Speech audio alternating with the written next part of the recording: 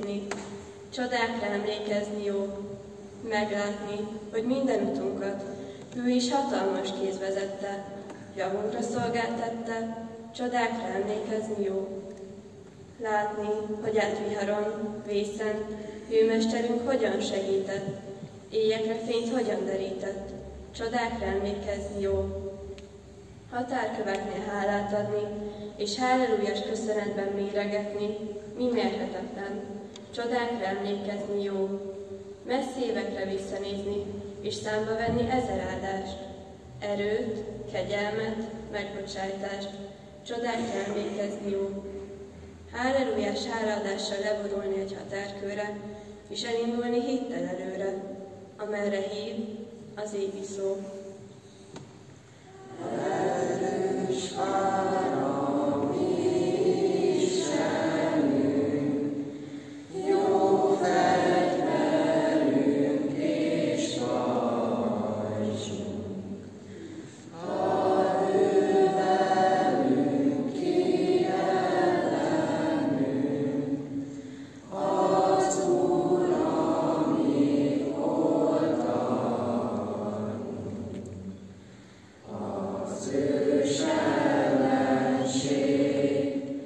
most is üldöznék, nagy a serege, családság fegyvere, nincs ilyen több a földön.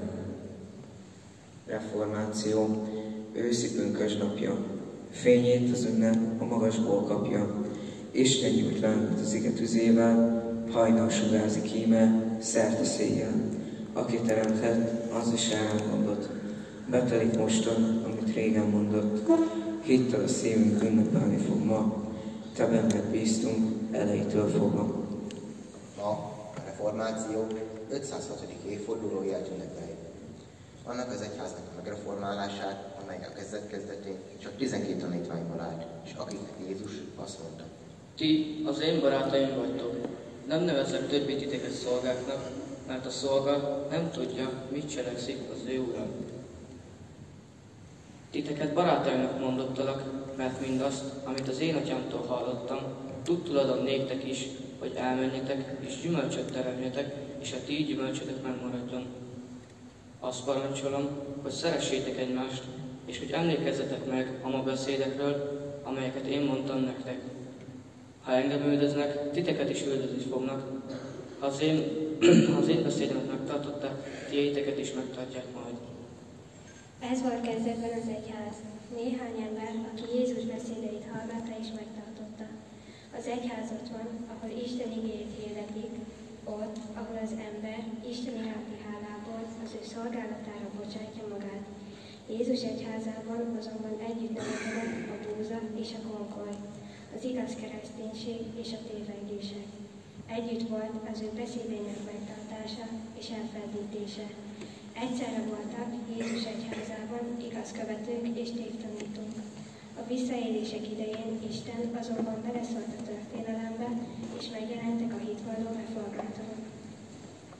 Kolostor mélyén, gyertyafénynél virrasz Luther a szerzetes.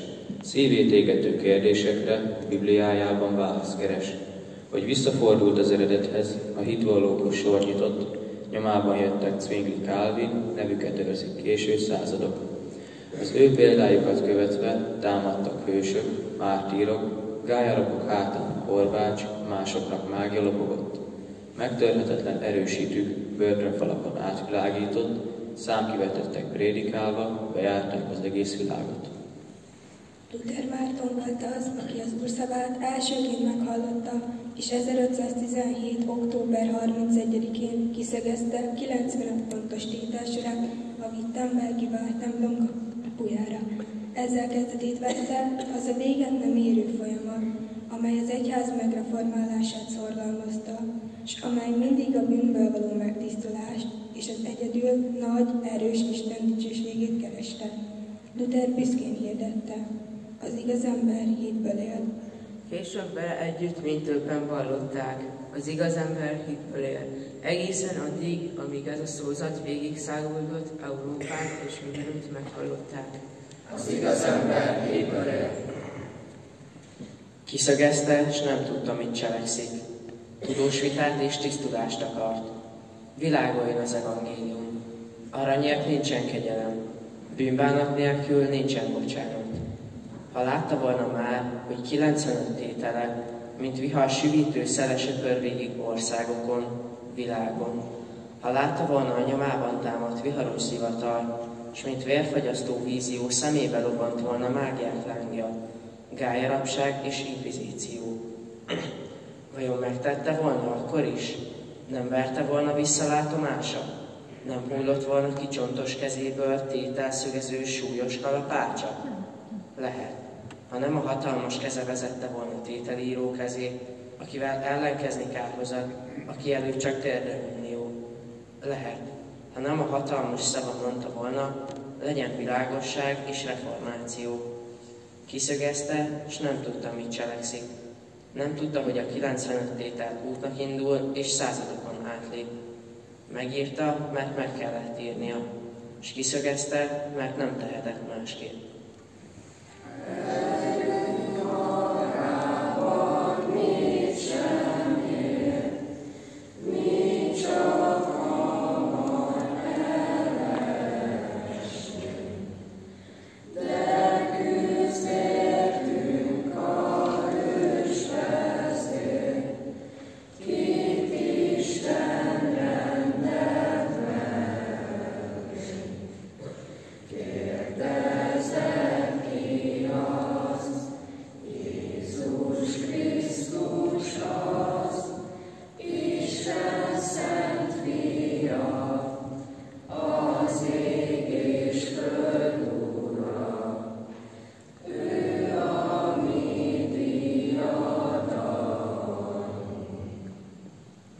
A rendteremtés idején a református egyházak a Krisztus által igazság felismerésére és az igazságnak naponként való keresésére Kálvin János indította el.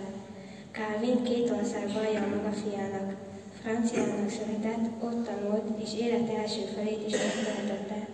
Mint 7 évet üldözöttet, a halál elől menekült, fogadta be második hazája Svájc. Itt lett Genf nagyhírű lelkipásztora, itt rakta le református egyházunk alapjait. Calvin mindent elvetett a régi vallásból, ami nem volt benne a Szentírásban. A templomokból kiordotta a szobrokat, oltárokat. Hitte, hogy a bűnöket egyedül csak az Isten bocsájthatja meg. Az Isten tisztelet középpontjává az ige hirdetést tette. Végigmagyarázta a Szentírást olyan világosan, hogy az egyszerű ember is megértette. Az egyház ügyeinek intézésére presbitereket választott. Mi, reformátusok, büszkén valljuk az ő nevét, bár tudjuk, hogy ő soha nem akart maga nevének emléket állítani. Olyan szerény volt, hogy még azt is megtiltotta, sírjára fejfát állítsanak. Egyedül az Isten dicsőségét kereste, hirdette. Égő szívet emelten akarja, égő szívét Isten felé tartja. Égő szíve minden érzésével emelkedik a világ felé fel. Még a lelke egy új ünnepet. Áldozat az én szívem Istennek. Tanítás a keresztény vallásra, így lesz lassan milliók vallása. Tisztul lelke higgadvét olvassa, szívek tűzelángol felmagassa. Hite nyomán hitvallók eredne, áldozat az én szívem Istennek. Száműzetjét Genf is visszahívja, égi harcát jöjjön, s tovább vívja. Rendtartásod ez Genfben új élet, Szentlélek hoz bűnre hitvességet, templomok és iskolák megtelnek, áldozat az én szívem Istennek. Alkor ragyog a Genfi kertpáin, május napján száll az égbe Calvin, zsong körülötte angyalok tábora, ömlik rám az örökvény zápora, s az Úr trónján új éneket zengnek, áldozat az én szívem Istennek. Calvin nem akart reformátor lenni, őt Isten hívta erre az útra. Isten szent lelke áldotta meg annyi lelki ajándékkal, hogy azt szétoszthatta a maga korában. de részesedik belőle a mai és az eljövendő kor nemzedéke is. A reformáció nagy változást hozott Magyarországon is, az egyház, a társadalom és az emberek életében. Olyan nagyszerű prédikátorok, mint Szegedi Kis István, Mérészi Juhász Péter, Dávid Ferenc, Kálmáncsai Sánta Márton, Déber Bíró Mátyás, Huszár Gál, Dárai Mihály, Szent Simone Albert hirdették az igét. A legjobb kívánságuk az volt, hogy a reformáció mindig érthető legyen az emberek életének. Magyarul hallja az igét a magyar nép. Vigaszul, itt annyi sokszoros viharték. Evangéliumi hitlen égi fény, ami szent sugárként világol fel a szívén. Amivel felragyog ének és hitvallás, a reformáció lesz a magyar vallás. Lesz magyar szentírás, zendül magyar Zsoltár, áldott leszel, ha Krisztushoz hajottál. A reformáció alapvető tétele volt, hogy hitünk és életünk zsinórmértéke egyedül a Szentírás. Ezzel a Biblia az egyház életének középpontjába került. Október színei és ünnepei mindig emlékeztetnek és tanulságul szolgálnak, hogy egyénnek és nemzetnek megtartó, éltető erőforrása ma is a Biblia. Luther Márton Istentől kellő erőt és bölcsességet kapott a Biblia német nyelvre való lefordításához, ugyanúgy, mint ami Károli Gáspáron, aki nem sokkal később, 1590-ben magyarra fordította a teljes Szentírást. A reformáció éveit követően Isten hirdetett szava mellett a Biblia egyre több kézbe kerülhetett, Jézus Krisztus követése, a naponkénti bibliaolvasása sokak számára világos útmutatást hozott, kiapadhatatlan forrássá lett. A Biblia szövény nekünk, utunkra vett világot. A Biblia erős alap, tedd rá egész világot. A Biblia a hűfegyverünk, megvéd ezernyi bajban, kenyér, tápláló, éltető, öröks kifogyhatatlan. A Biblia gyönyörtadó, csodásan zengő hárfa. Hallgasd, figyelve hangjait, szíved lelket kitárva. Az ige fölfelé vezet, és az égi célt mutatja. Ki hozzánk méri életét, megáldja égi iratja. Az ige kulcs, az égi ont lelkünk előtt kitárja. Ki mint halálig hű marad, ott tévedőtbe várja.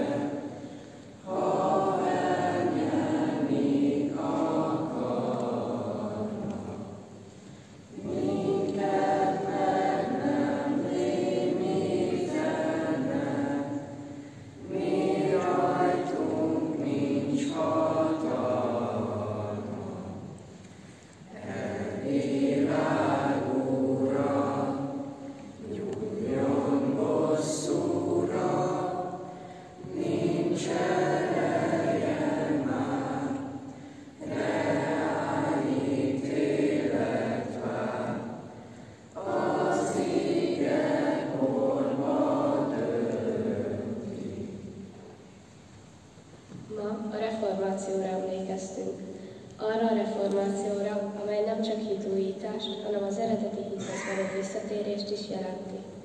Azokra a hősökre emlékeztünk, akik kezükben a Bibliával védték hitüket és lelkiismeretük szabadságát. Nekik köszönhetjük, hogy református kereszténynek mondhatjuk magunkat. Legyen a nap örömünnep, lelkesedés napja. Emelje hát kedvünket az igaz diadalmat. Sötétségém eloszlott, fénylelnek helyette, és megtisztulva tőle magasba az ige, az eszme. Október 31. Ünnepelünk. Reformáció mit üzensz nekünk? Emeld magasra zászló szavai. Hadd erősödjön szívünkben a hit. Sola Scriptura, csak a Szentírás. E forrásból jön igaz tanítás. Nem dogma, nem tanhitünk alapja. Legyen, ahogyan Isten akarja. Sola fide, egyedül hitáltal. Félre érdemmel önigazsággal. Önmagát senki meg nem tarthatja. Legyen, ahogyan Isten akarja. Sola gratia, csak kegyelemből. Bűn mélységéből más nem emel föl. Csak hű megváltónk hatalmas karja. Legyen, ahogyan Isten akarja. Solus Christus, egyedül csak Krisztus. Szent nevét zengje zsoltár és himnusz. Szívem, ajka, őt urának vallja. Legyen, ahogyan Isten akarja. És végül Szolideo glória, ez a szent szavak vezérzászlaja. Hitünk erős már, tűnik a kétség. Egyedül Istené a dicsőség. Egyedül Istené a dicsőség.